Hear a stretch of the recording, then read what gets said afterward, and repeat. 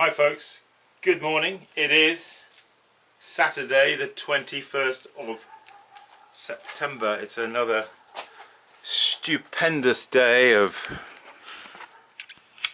hot sunshine. Oh, such lovely weather we're having at the moment. This is California weather, I tell you. Anyway, yeah, so yesterday I packed my small kiln here up with pots and we fired it.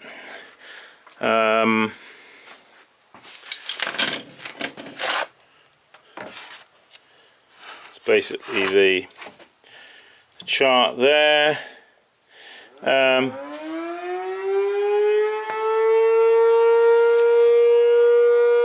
That's our 12 o'clock whistle. Must be 12 o'clock. So yeah, just to show the time against temperature chart. Finished temperature on the pyro was 2301 Fahrenheit. And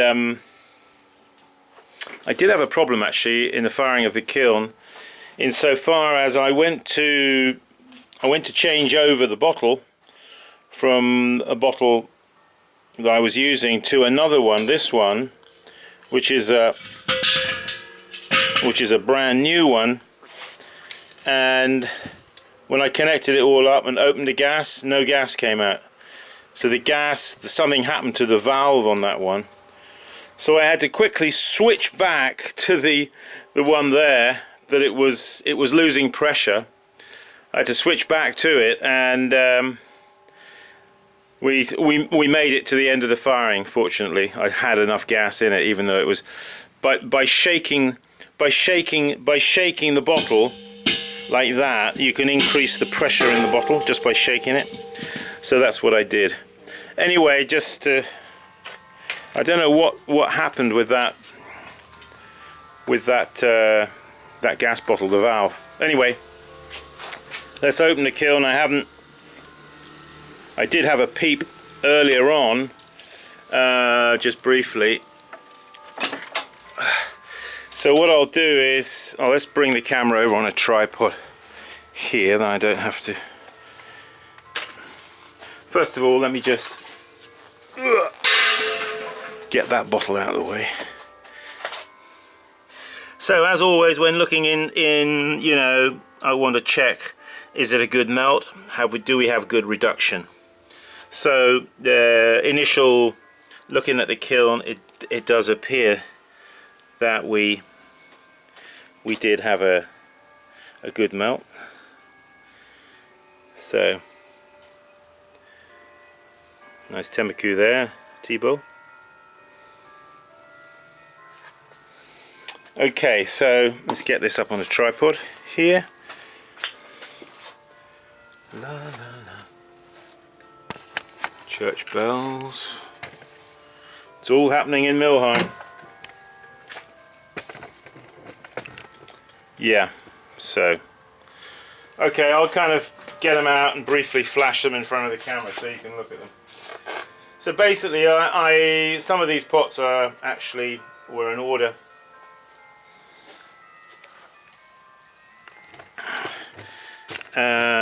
These tankards, however, are available. So as always, if there's a pot that you like, if you want it, grab the timestamp on it and give me the timestamp, just to be certain. Okay, these tankards actually are available. So there's that one. I'll tell you what's available and what is not available. These are all raw fired, of course. Yeah, came out quite nice.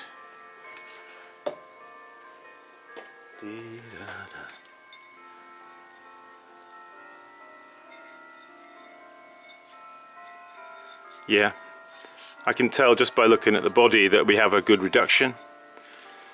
Some of these actually are slightly different. They have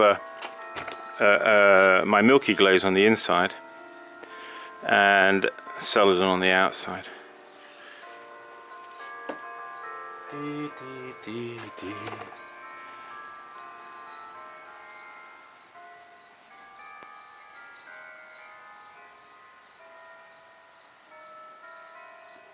Yep, quite nice. Happy with that. This is another one with a white glaze on the inside and celadon on the outside.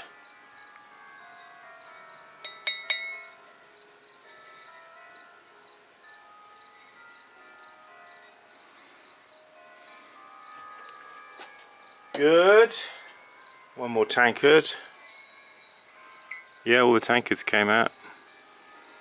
Pretty cracking. No, not cracking. That's the wrong word, isn't it? That's not a word we use, is it, as potters? Cracking. Cracking good, what? No. Okay, that's those guys. I'm just going to put these over here on the wear board. Da, da, da, da, dee. Those are the tankards. So what else have we got? Oh yeah, the couple of these couple of tea bowls, Temaku.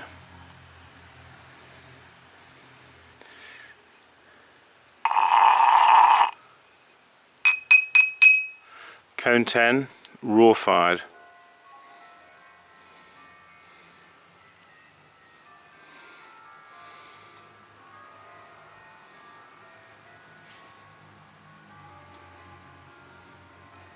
Yep.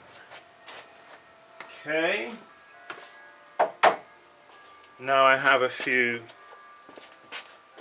bud vases. Some of these may be available, some may not. Now that was my peacock. I thought it came out rather nice. The old peacock. So I left a little bit of the bottom here where there was no glaze, naked clay, because I wanted to just give a contrast. Wash, blue wash with iron oxide foliage decoration.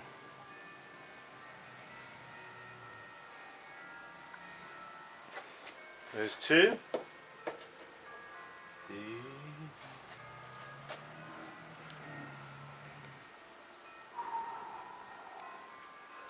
These are just bud vases. Bud vases are nice for putting on the table, center of the table, with a small flower, a rose, something like that, just to give a small but not overwhelming amount of foliage, but just a,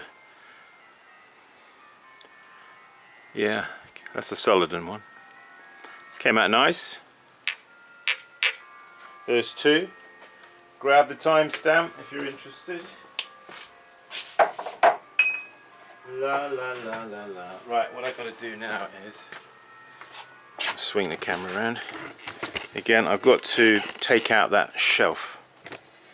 Incidentally, I think I did a little bit of alteration on the inside of the kiln. I got the feeling the kiln is reducing, firing better. So down on this shelf I have an order of little espresso mugs that are got to go out. So yes, let's have a look at the cone. Always good to have a look at the cone, isn't it? So there you have cone 10, perfectly over. Actually, he's just not quite touching, is he? But you know, yeah, I'll put him along at the end there. So that's my 7th firing in this kiln. Let's get some of these little espresso mugs out, see how they behaved. So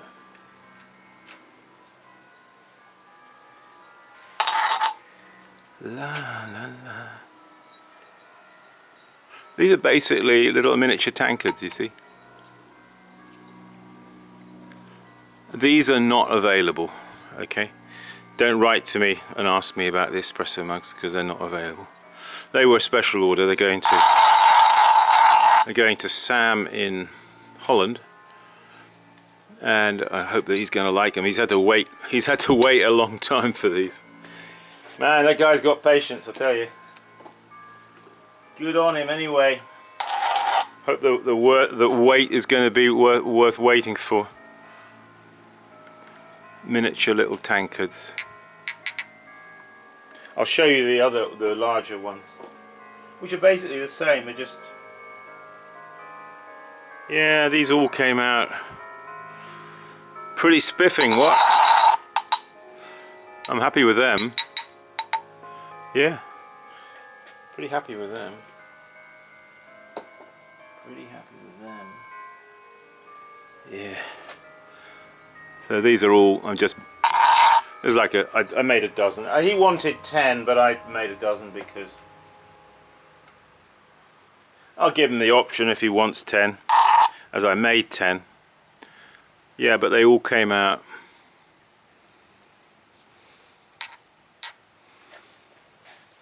as planned. Isn't it nice when you make pots and they come out just as planned, without any drama?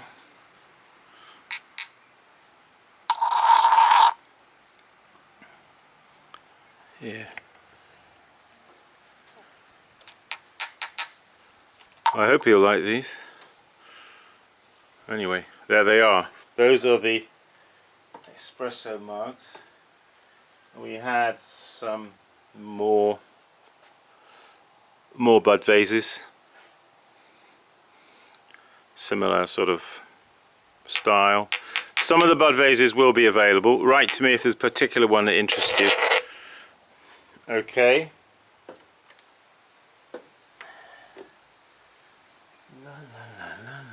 Actually, you know what? This kiln, the firing of this kiln, I didn't start reduction until 2088 was when I started reduction. So these were in oxidization right up to 2088 degrees on the pyro, and when I put them into reduction, and then we had that incident in the middle of the firing, changing that bottle, and temperature dropped 100 degrees, and I disappeared and went away and did something, came back prior to that, and the kiln, because of the pressure was dropping in the bottle, it completely went out of reduction, was in oxidization. So all this leads me to think, well, I didn't need to, having it in reduction for too long isn't perhaps as necessary as we think. And I was kind of phasing it in and out of reduction a bit, trying to fight the bottle losing pressure.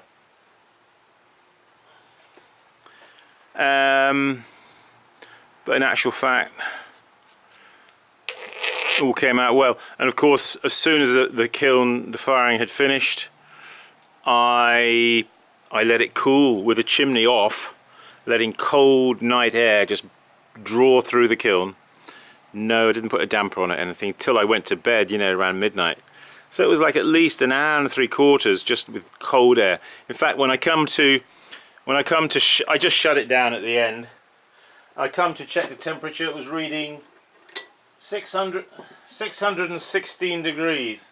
So it dropped from way up there when I finished the firing, all the way down to 616 degrees before I went to bed, and then I just sort of put a little brick across the chimney just to, so there they are. So if any one of these particularly grabs you, that's a nice one. Yeah, give us a shout. As always, it is first come, first serve. The first email I get, it's the first email I receive, is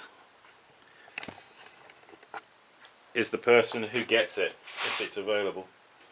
Alright folks,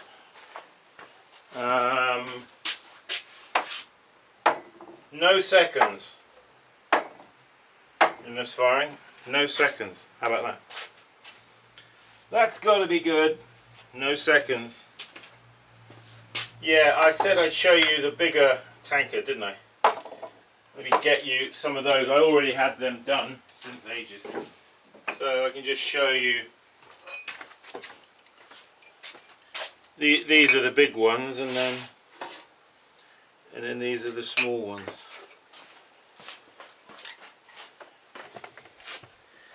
Just to show you. So you got the big and the small. Sorry, can't hold them very well, but they're basically exactly the same, you see.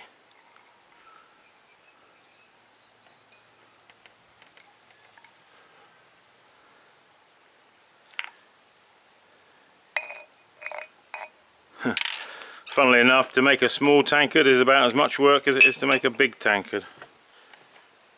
So, alright folks, thanks for joining us. Just wanted to update you with the results of my latest firing, and I did an alteration to the kiln. I think it's done the trick, you know, and that is way down there. So you see this hole down here. Well, I enlarged that, you see. I enlarged that. It's like an arch, isn't it? A very wide kind of arch. But I opened that out a bit on either side. I think it's made the difference, you know. It's not choking now on in the reduction phase. So that's great. Good news. Okay folks, that's it. If you want to come on a workshop, I can show you all I know about raw firing. My knowledge is limited. I'm not very technical. I fumble my way. But it's a good way of learning, actually. Getting some good results anyway. That's the important thing. Are you getting any results? For all your head knowledge, are you getting results? Well, yes, we are getting results. Don't always know exactly what I've done or what it is or why that you know, but you've got to just pay attention, observe, and you know, and learn. And